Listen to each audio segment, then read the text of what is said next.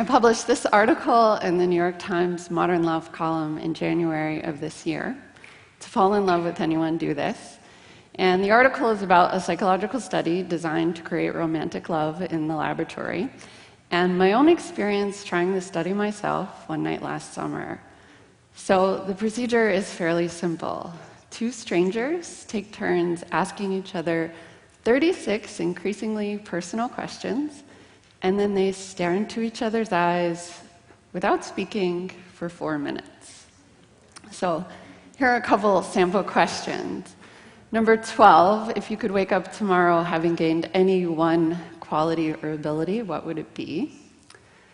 Number 28, when did you last cry in front of another person or by yourself? As you can see, they really do get more personal as they go along. Number 30, I really like this one. Tell your partner what you like about them. Be very honest this time, saying things you might not say to someone you just met. So when I first came across this study a few years earlier, one detail really stuck out to me, and that was the rumor that 2 of the participants had gotten married 6 months later, and they'd invited the entire lab to the ceremony. So I was, of course, very skeptical about this process of just manufacturing romantic love, but of course I was intrigued. And when I got the chance to try the study myself, with someone I knew but not particularly well, I wasn't expecting to fall in love. But then we did, and and I thought it made a good story, so I sent it to the Modern Love column a few months later. Now, this was published in January, and now it is August, so I'm guessing that some of you are probably wondering, are we still together? And the reason I think you might be wondering this is because I have been asked this question again and again and again for the past 7 months. And this question is really what I want to talk about today. But let's come back to it. So the week before the article came out, I was very nervous. I had been working on a book about love stories for the past few years, so I had gotten used to writing about my own experiences with romantic love on my blog. But a blog post might get a couple hundred views at the most, and those were usually just my Facebook friends. And I figured my article in the New York Times would probably get a few thousand views. And that felt like a lot of attention on a relatively new relationship. But as it turned out, I had no idea. So the article was published online on a Friday evening, and by Saturday, this had happened to the traffic on my blog. And by Sunday, both the Today Show and Good Morning America had called. Within a month, the article would receive over 8 million views. And I was, to say the least, underprepared for this sort of attention. It's one thing to work up the confidence to write honestly about your experiences with love, but it is another thing to discover that your love life has made international news. And to realize that people across the world are genuinely invested in the status of your new relationship. And when people called or emailed, which they did every day for weeks, they always asked the same question first. Are you guys still together? In fact, as I was preparing this talk, I did a quick search of my email inbox for the phrase, "Are you still together?" And several messages popped up immediately. They were from students and journalists and friendly strangers like this one. I did radio interviews and they asked. I even gave a talk, and one woman shouted up to the stage, "Hey, Mandy, where's your boyfriend?" And I promptly turned bright red. I understand that this is part of the deal. If you write about your relationship in an international newspaper, you should expect people to feel comfortable asking about it. But I just wasn't prepared for the scope of the response. The 36 questions seem to have taken on a life of their own. In fact, the New York Times published a follow-up article for Valentine's Day, which featured readers' experiences of trying the study themselves, with varying degrees of success. So my first impulse in the face of all this attention was to become very protective of my own relationship. I said no to every request for the two of us to do a media appearance together. I turned down TV interviews, and I said no to every request for photos of the two of us.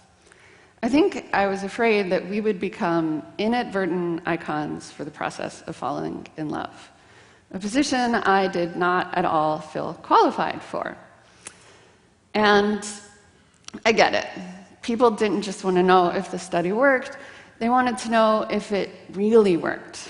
That is, if it was capable of producing love that would last. Not just a fling, but real love, sustainable love. But this was a question I didn't feel capable of answering. My own relationship was only a few months old, and I felt like people were asking the wrong question in the first place. What would knowing whether or not we were still together really tell them? If the answer was no, would it make the experience of doing these 36 questions any less worthwhile? Dr. Arthur Aaron first wrote about these questions in this study here in 1997. And here, the researchers' goal was not to produce romantic love. Instead, they wanted to foster interpersonal closeness among college students by using what Aaron called sustained, escalating, reciprocal, personalistic self-disclosure. Sounds romantic, doesn't it? But the study did work. The participants did feel closer after doing it, and several subsequent studies have also used Aaron's Fast Friends protocol as a way to quickly create trust and intimacy between strangers. They've used it between members of the police and members of a community, and they've used it between people of opposing political ideologies. The original version of the story, the one that I tried last summer, that pairs the personal questions with 4 minutes of eye contact, was referenced in this article, but unfortunately it was never published. So a few months ago, I was giving a talk at a small liberal arts college, and a student came up to me afterwards, and he said, kind of shyly, "So I tried your study, and it didn't work." He seemed a little mystified by this. "You mean you didn't fall in love with the person you did it with?" I asked. "Well," he paused, "I think she just wants to be friends." "But did you become better friends?" I asked. "Did you feel like you got to really know each other after doing the study?" He nodded. "So then it worked," I said. I don't think this is the answer he was looking for. In fact, I don't think this is the answer that any of us are looking for when it comes to love. I first came across this study when I was 29, and I was going through a really difficult breakup. I had been in the relationship since I was 20, which is basically my entire adult life, and he was my first real love, and I had no idea how or if I could make a life without him. So I turned to science. I researched everything I could find about the science of romantic love, and I think I was hoping that it might somehow inoculate me from heartache. I don't know if I realized this at the time. I thought I was just doing research for this book I was writing, but it seems really obvious in retrospect. I hoped that if I armed myself with the knowledge of romantic love, I might never have to feel as terrible and lonely as I did then. And all this knowledge has been useful in some ways.